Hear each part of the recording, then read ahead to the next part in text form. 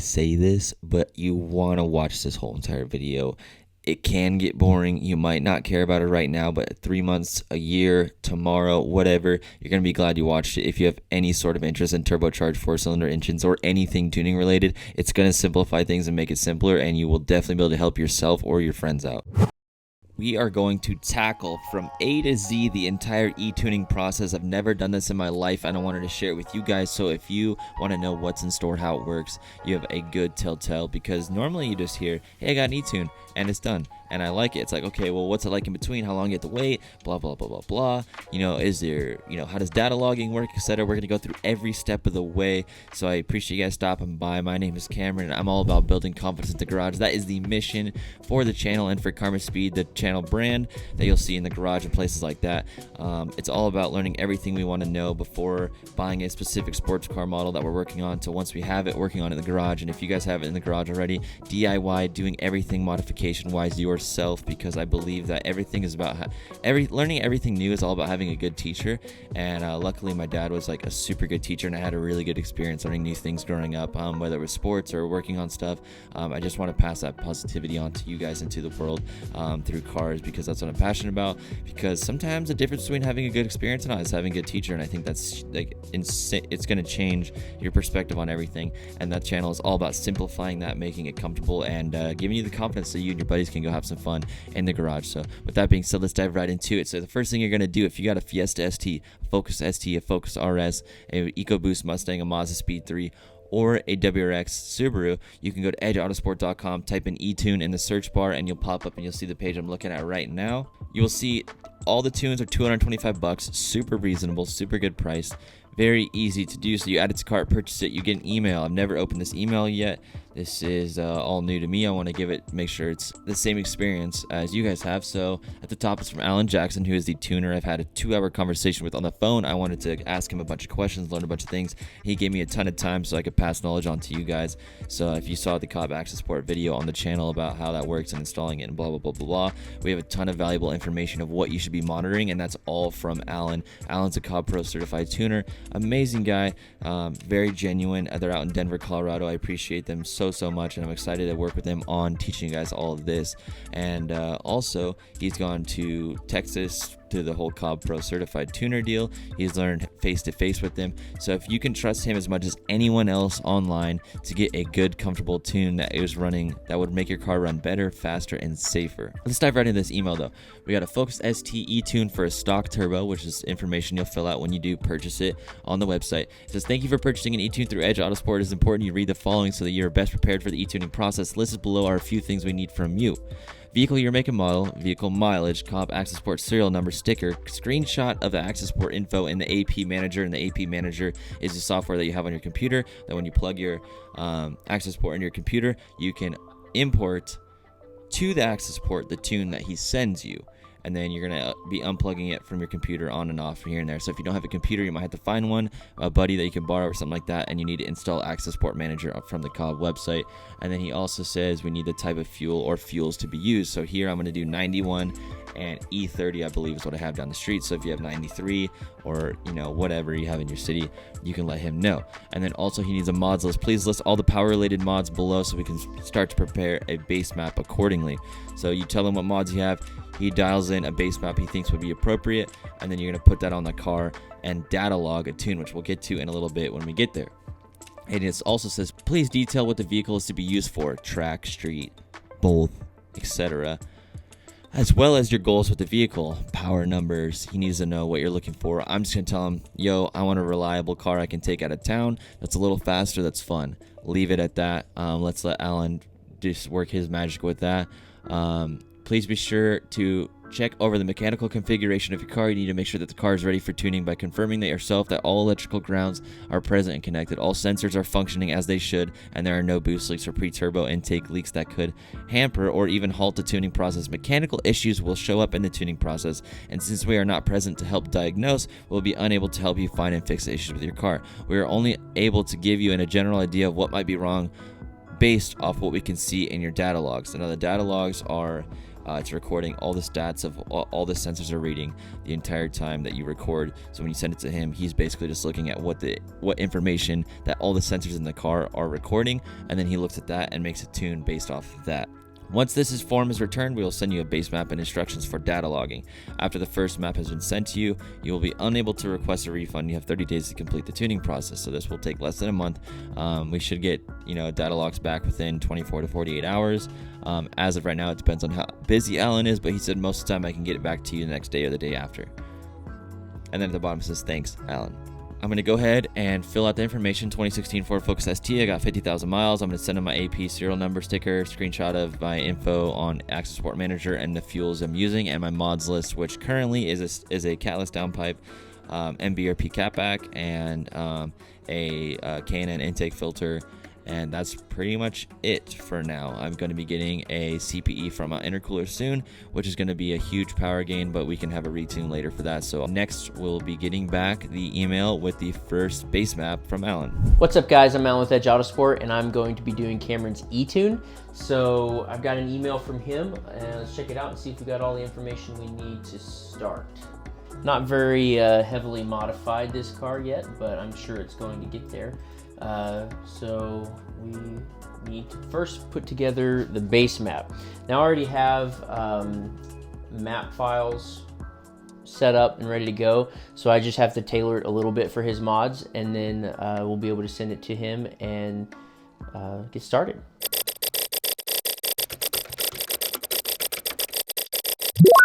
So I just checked the welcome email. He filled out all the information that I asked for, AP serial numbers, the vehicle info, and the mod list, and I used that to put a base map together and just emailed him the map file with a list of instructions and parameters that I want to see monitored in the data log. So now he's going to get this, and he's going to upload the map with AP Manager and go over that with you, I'm sure, and then hopefully be sending me a data log here shortly. We're going to be starting on 91 octane, and then he's also got access to E85, so we'll be doing an E30 blend as well. Back to you, Cameron. Already got my base map back from Alan. Here's the email we got to take the next step. Thanks for filling out the requested info. Here's your base map. Please follow the instructions, advice below, and attach your data logs in response to this email. There's a lot of information in this email. We're about to go over a lot of info, but you guys are going to learn a lot, and then it's going to be awesome. So just hang on tight.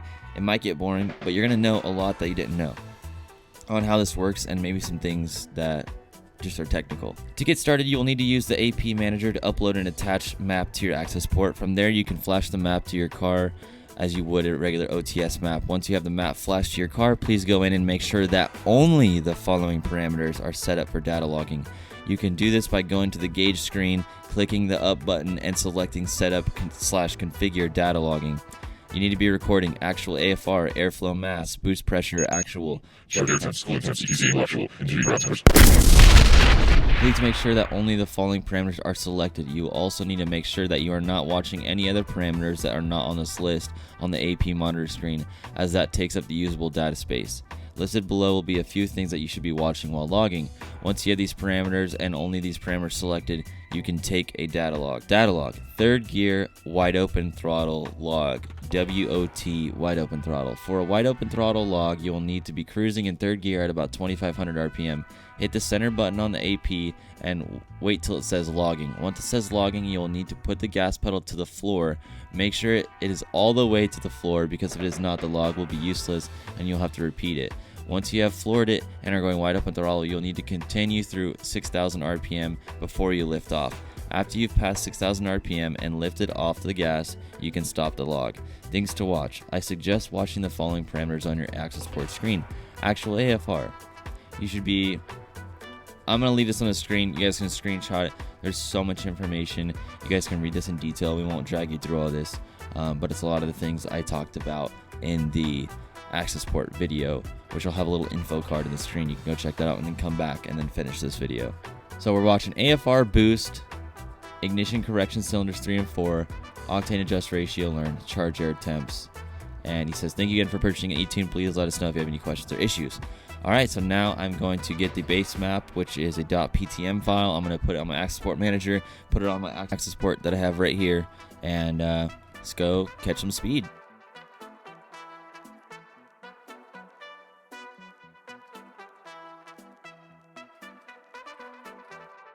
In the car, ready to rock. Let's turn the ignition on. Let's let our access port wake up. We're gonna go over to our tune.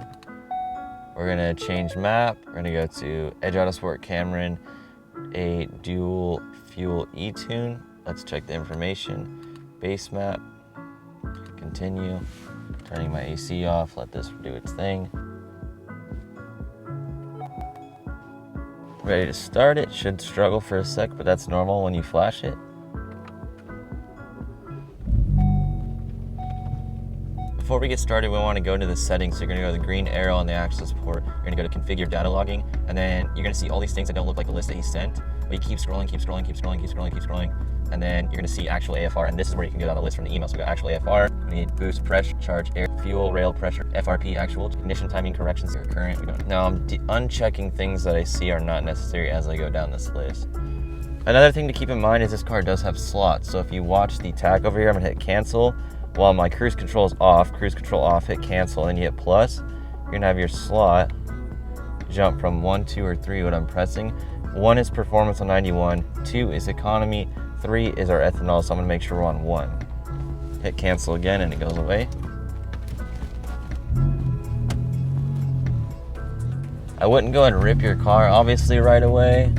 You wanna make sure your oil temp is where it needs to be, which I've been idling so long getting that set up like you guys will be, so it should be plenty warm. All right, we're logging. Foot to the floor. All the way to 6,000. Stop logging.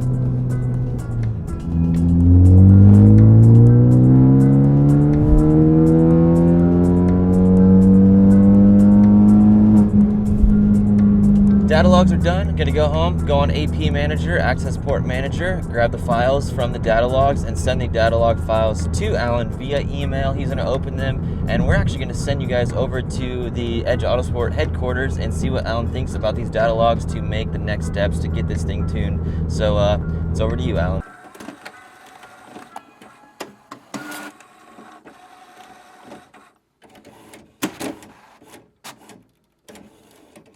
So I was just going through responding to eTunes this morning, and I've got Cameron's first set of data logs here ready to go, ready to look at. And the first thing that I noticed about his data logs is there are some ignition corrections on all cylinders, which that tells me the fuel quality in his area is probably a little bit poor, at least more so than I was expecting. So the first thing I want to do is pull a little bit of timing out, maybe add a little bit of fuel and clean up those corrections. And then, so that's gonna be the first revision that I send him, is gonna be making some changes to ignition timing. Boost is actually where I want it given his current intercooler setup, which he's going on the stock intercooler. Looks like it's starting at about 100 degrees, so it's already probably pretty heat soaked. And we are going up to 153 degrees at the top of the pull. That's a pretty decent change, though I've definitely seen worse on the stock intercooler. But yeah, so with this car, I'm gonna pull some Spark Advance back, and then I'm going to give it a little bit more fuel, and we'll get that revision off to Cameron and get another data log back from him and go from there. 3 data logs. Let me know if that makes your life easier. 2 to 3 data logs is fine. The only time it becomes a problem is like if you're just sending me all the data logs in your access port and says, here, you figure it out. Then I've had have that happen a few times, and that's at that point I'm going to tell you to take more data logs, because I don't have time to sit and go through 10, 20 logs to find the ones that are the right ones. So it's best to make sure that you only send the ones that you just did, and if it helps, you can actually clear them out and delete them off the access port when you're done too. save them on your computer, but delete them off the access port. That way you always know like the ones that are in there now are the ones that you just took. The 91 octane is done. Car runs great. I'll be going into detail later about that in the next video about how it runs. Does it run different, blah blah blah. But we are going on to the E30 portion of the tuning process. Now it's completely the same, but I want to fill you in on some email banter back and forth between me and Alan so you know what it's like. Sends me base map, I send him data log. He says that looks much better. I pulled the spark advanced timing a little bit back because your fuel quality is low like he mentioned earlier. I sent him another data log. He said, okay, 91 is pretty close to finish. Send me another one. Cool, send him another one. And then he said the fuel corrections look really good on this one. If this looks good, we'll use this as the final one. Send me another third gear pull. Send him another third gear pull. And then he says, all right, we're ready to go. The car runs great. I think the car runs great. I could notice it. And he says, all right, we're ready for the E30. And you want to download an app called E85 Mix. I found an E85 calculator. I'm gonna throw it on the screen recording from the App Store. Super simple, and I didn't know that this was a thing. I was kind of worried about like, oh well, do I go 2 gallons of E85 with none? You don't have to worry about that. You just use a calculator. Plug all the info in. It's super straightforward. And then he says drive around 15 to 20 minutes and switch to map slot 3 and take a third gear wide open throttle pull and do the same thing. So as far as the tuning process being simplified, we are ready to rock. You guys understand. I understand. It's been a pleasure with Edge Autosport. I really appreciate them. Make sure you hit up their YouTube channel in the description because they're posting a lot of rad content about, tuning, and there's a lot of Focus content. They have like a drag car, like a Focus ST drag car, so it is a Focus. They have a lot of great videos on the platform as well as Subaru stuff. You name it, go check it out. Edge Autosport, they're awesome guys there. Shout out to Alan, I appreciate it. Charles, thank you so much for the help with the video work. JP as always. So if you guys want a reliable, comfortable, faster tune, these are your guys. Hit them up. eTune is super reasonable. I think I'm more excited for you guys to get your cars tuned than you are.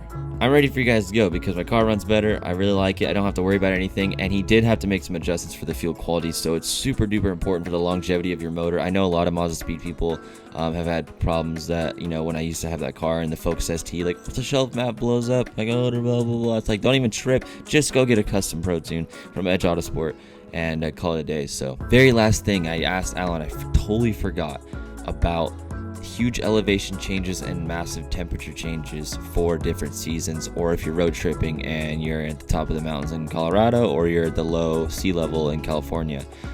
He said you should always be more careful in extreme conditions. If it's super hot or super cold, you should probably be taking it easier on the car anyway. Same with large elevation changes. There are tables in the map that are designed to compensate for temps and altitude, but it's just best to be cautious when in extreme conditions. That being said, it should still run fine under those various extremes, but if you notice anything weird, it's always best to make sure your tuner is aware of it. Oh, so much good information. I wish I had this video when I had a Mazda Speed 3, when I started this channel, when we're at zero as far as knowledge goes and my brain, and I hope you guys find this valuable. I really appreciate it. We're on the road to 100,000 by the end of the year. Let's hit that subscribe button. Let's get there, baby. Let's go. I appreciate it. Peace.